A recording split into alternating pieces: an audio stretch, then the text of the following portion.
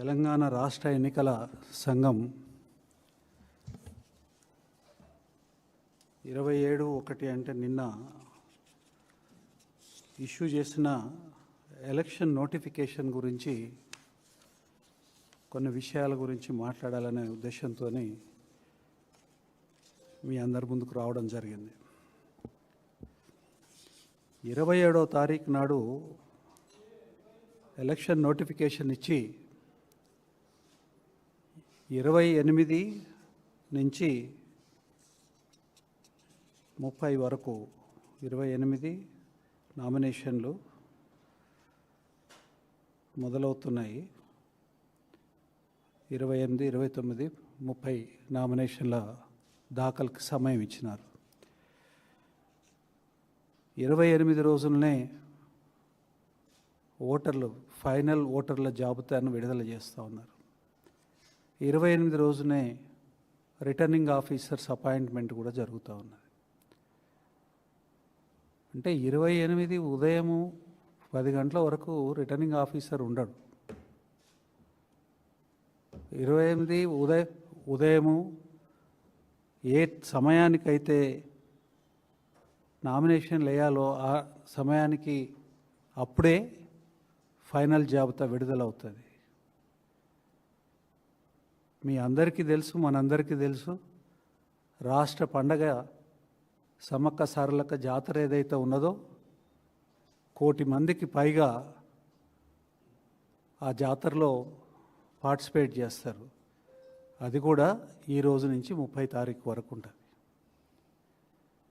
ఆ పండగ ఎంత ప్రశిష్టత కూడుకొని ఉన్నదో, దానికి తెలంగాణ ప్రజలు ఎంత గౌరవాన్ని ఇస్తారో, ఎంత భక్తిని ప్రకటిస్తారో, తర్వాత అక్కడికి పోయి భక్తిని ప్రకటించుకొని ఆశీర్వాదం పొంది తద్వారా తమ పనులని విశ్వాసంతో జీవితాన్ని ముందుకు తీసుకొని పోయే కార్యక్రమం ఏదైతే జరుగుతుందో మనందరికీ తెలుసు.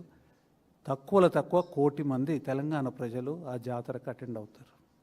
అంటే దాదాపు అన్ని నియోజకవర్గాల నుంచి, అన్ని మున్సిపల్ డివిజన్స్ నుంచి, తెలంగాణలో ఉన్న అన్ని మున్సిపల్ డివిజన్స్ నుంచి ఈ జాతరకు పోతారు. 2 విషయాలు ఉన్నాయి ఇందులో. ఎలక్షన్ కమిషన్ వారు నోటిఫికేషను 27 అడిచి 28 నుంచి ప్రాసెస్ స్టార్ట్ చేస్తున్నారు. ఒకటి మా తీవ్రమైన అబ్జెక్షన్ ఏంటనంటే, ఎలక్షన్ కమిషన్ ఒకరోజు కూడా సమయం ఇవ్వకపోతే due process of selecting candidates ward నుంచి చైర్మన్ వరకు కూడా, కౌన్సిలర్ నుంచి మేయర్ వరకు కూడా అభ్యర్థుల ఎన్నిక అనేది ఒక ప్రాసెస్, పొలిటికల్ ప్రాసెస్. అది ఏ పొలిటికల్ పార్టీకైనా. మరి దానికి సమయం ఎక్కడుంది? తర్వాత అభ్యర్థులు సెలెక్ట్ చేసిన తర్వాత అభ్యర్థులు వాళ్ళు కొన్ని సమకూర్చుకోవాల్సిన అవసరం ఉంటుంది. వాళ్ళ ఓటర్ది ప్రూఫ్ తీసుకోవాలి, ఒక అఫిడవిట్ ఇవ్వాలి మ్యాండేటరీగా, దానికి సంబంధించి నో డ్యూ సర్టిఫికెట్స్ ఉంటాయి, వాటన్నిటినీ సమకూర్చుకోవాలి. పొలిటికల్ పార్టీలు కూడా అనేక మంది దగ్గర అభ్యర్థనలు తీసుకోవాల్సిన అవసరం ఉంటుంది. పార్టీ తరఫున పోటీ చేసేవాళ్ళు అప్లికేషన్స్ పెట్టుకుంటారు. మరి వాటిని కూడా పరిశీలించాల్సిన అవసరం ఉంటుంది. ఈ పరిశీలనకి అభ్యర్థులను ఇన్వైట్ చేయడం కానీ, పరిశీలించేదానికి సమయం కానీ, ఆ తర్వాత ఇంటర్నల్గా సంప్రదింపులు కానీ, రాష్ట్ర నాయకత్వంతో కేంద్ర నాయకత్వం, కేంద్ర పార్టీలకి ఆ లిస్టులకి నాయకత్వం ఆమోదం పొందడానికి కానీ, మరి వీటికి ఏమాత్రం సమయం ఇవ్వకుండా ఈ రకంగా ముందుకు పోవడము, ఇది ఫార్మాలిటీ కాదు. ఎలక్షన్ అనేది ఫార్మాలిటీ కాదు, రాజకీయ ప్రక్రియ. ఇది రాజ్యాంగబద్ధంగా జరగాల్సిన ఎన్నికల ప్రక్రియ. ఇది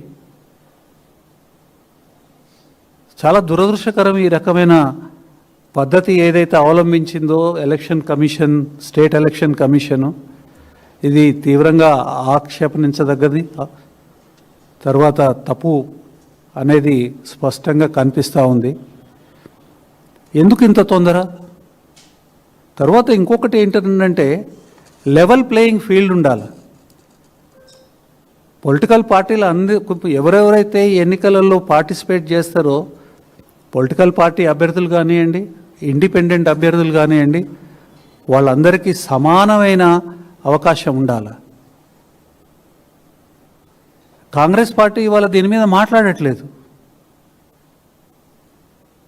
ఈ రకమైన పద్ధతి ఏదైతే రాష్ట్ర ఎన్నికల కమిషన్ అవలంబించిందో కనీసం అభ్యంతరాన్ని కూడా ప్రకటించట్లేదు కాంగ్రెస్ పార్టీ. అంటే ఖచ్చితంగా కాంగ్రెస్ పార్టీ వాళ్ళ యొక్క ప్రయోజనాలు ప్రొటెక్ట్ అయినాయేమోనని అనిపిస్తూ ఉంది. ఖచ్చితంగా కాంగ్రెస్ పార్టీ ఈ రకమైన షెడ్యూలు విడుదల కావడానికి వారు కూడా ఇంత సహకరించినరేమోనని అనిపిస్తూ ఉంది. ఏం తొందరండి నాకు అర్థం కాదు. 3.5 కోట్ల జనాభా ఉన్న రాష్ట్రంలో 1 కోటి మంది ఒక పండగకు పోతున్న సంగతి రాష్ట్ర అధికార పండగ. అది ఓ జాతర, అధికార జాతర తెలవదా? ఎలక్షన్ కమిషన్కి చెప్పాల్సిన బాధ్యత లేదా? గవర్నమెంట్కి, అధికారులకు లేదా? ఇది కంప్లీట్ పార్టిసిపేషన్ ఎట్లా అవుతుందండి? ప్రజల యొక్క పార్టిసిపేషన్ ఉండాలి కదా ఎన్నికనంటే. దాదాపుగా ప్రతి జిల్లా నుంచి అందరికీ తెలుసు, ప్రతి జిల్లా నుంచి ప్రతి టౌన్ నుంచి ఈ జాతరకి ప్రజలు పోతారన్న సంగతి. ఇవాళ రెండిట్లో ఒకటే చూజ్ చేసుకోవాలి. ప్రజలు పండగ కన్నా చేసుకోవద్దు, లేకపోతే ఎన్నికలన్నా పార్టిసిపేట్ చేయొద్దు. ఇవాళ వాళ్ళు ఏ రకంగా ఏదో ఒకటే కదా, ఏం అవసరం వచ్చింది ఇంత అత్యవసరంగా? తర్వాత పొలిటికల్ ప్రాసెస్ అనేది ఏదైతే జరగాలో ఆ పొలిటికల్ ప్రాసెస్ని ఎలక్షన్ కమిషన్ కాపాడాలి, ఎలక్షన్ కమిషన్ ఎంకరేజ్ చేయాలి. ఎలక్షన్ కమిషన్ ఎంకరేజ్ చేసేదానికి చేయాల్సిన పని చేయకుండా పైనుంచి పొలిటికల్ ప్రాసెస్ అనేది జరగకుండా లెజిటిమేట్ పొలిటికల్ ప్రాసెస్, కాన్స్టిట్యూషన్ ఏదైతే ఆ ప్రాసెస్కి అనుమతి ఇచ్చిందో ఆ అనుమతిని ఇవాళ ప్రాక్టికల్గా నలిఫై చేసే పద్ధతిలో, అడ్డం పడే పద్ధతిలో ఇవాళ స్టేట్ ఎలక్షన్ కమిషన్ ఇచ్చిన ఈ షెడ్యూల్ ఉన్నది. ఈ షెడ్యూల్ వల్ల ఎలక్షన్స్ని ఏదో జరిపించాలంటే జరిపించాలనే ఉద్దేశంతో చేసినట్టుగా కనిపిస్తుంది తప్ప ఒక పద్ధతి ప్రకారంగా ఏ ఎలక్షన్లో జరగదండి. ఫస్ట్ మీరు అసెంబ్లీ చూడండి, పార్లమెంట్ చూడండి, ఇంత మునుపు జరిగిన అనేక ఎలక్షన్స్ చూడండి. ముందు షెడ్యూల్ ప్రకటిస్తారు. షెడ్యూల్ ప్రకటించడంతోనే ఇమీడియట్గా కోడ్ ఆఫ్ కండక్ట్ అమల్లోకి వస్తుంది. ఆ తర్వాత షెడ్యూల్ ప్రకటించిన తర్వాత గెజిట్ నోటిఫికేషన్ వస్తుంది కొన్నాళ్ళకి. గెజిట్ నోటిఫికేషన్ వచ్చినప్పుడు కూడా వారం నుంచి 10 రోజుల దాకా నామినేషన్స్కి టైం ఇస్తారు. ఎందుకు ఇస్తారు? ఇవాళ స్టేట్ ఎలక్షన్ కమిషన్ చేసింది వాళ్ళకి చేతగాక కాదు. ఎందుకనంటే that is an understandable process.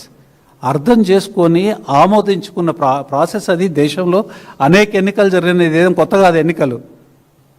మనమేమి ఇప్పుడే నియంతృత్వం నుంచో లేకపోతే కలోనియలిజం నుంచో లేకపోతే పరాయి పాలన నుంచో మనం ఇవాళ స్వాతంత్రం పొందలేదు. ఇవాళ కొత్తగా మొట్టమొదటిసారి elections state election commission conduct చేయట్లేదు. ఈ రాష్ట్రం కొత్తగా ఏర్పడిన రాష్ట్రంలో రెండోసారి స్టేట్ ఎలక్షన్ కమిషన్ ఎన్నికలు కండక్ట్ చేస్తూ ఉంది. మొదటిసారి ఒక ప్రెసిడెంట్ ఉన్నది. తర్వాత దేశంలో అనేక రాష్ట్రాలు ఇంతకుముందు ఎలక్షన్స్ కండక్ట్ చేసినాయి. మన ఉమ్మడి రాష్ట్రంలో కూడా ఎలక్షన్స్ కండక్ట్ చేయడం జరిగింది.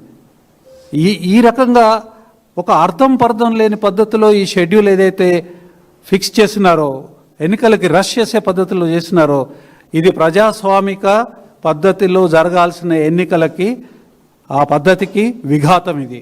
కాబట్టి మేము మీ ముఖంగా మీ ద్వారా ప్రజల పక్షంలో, బీఆర్ఎస్ పార్టీ పక్షంలో ఈ పద్ధతి ఏదైతే అవలంబించిందో స్టేట్ ఎలక్షన్ కమిషన్, దీన్ని తీవ్రంగా మేము అభ్యంతర పెడుతున్నాము. అదే కాకుండా ఆక్షేపిస్తున్నాము కూడా. కాబట్టి ఎన్నికల కమిషను ఇవాళ ఈ ప్రాసెస్ ఇనిషియేట్ చేసింది. దీన్ని ఏం చేస్తారో మీ విజ్ఞతకే వదిలేస్తాను.